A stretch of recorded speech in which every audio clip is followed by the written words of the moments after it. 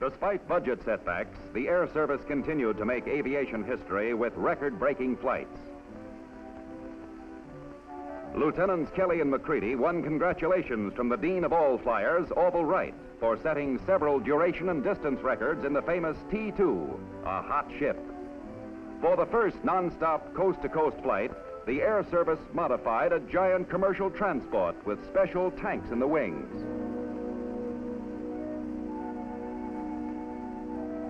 This was the third try by the same men in the same plane.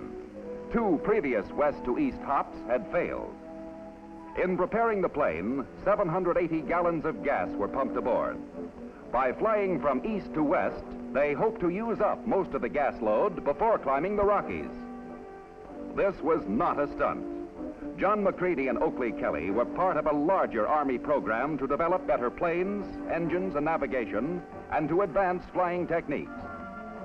As the prop was spun, history took note of May 2nd, 1923 as a memorable day.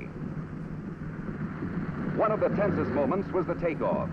Would the monoplane, now weighing 10,000 pounds, clear the Curtiss hangars at the far end of the field? It did.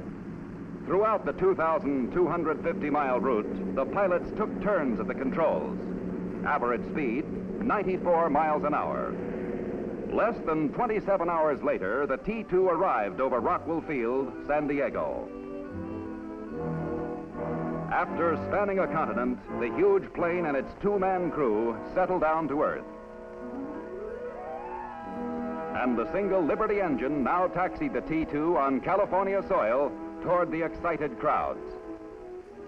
By covering the greatest distance ever made in a single cross-country flight, Kelly and Macready proved that eventually, in a national emergency, troops could be transported from one coast to another in little more than a day,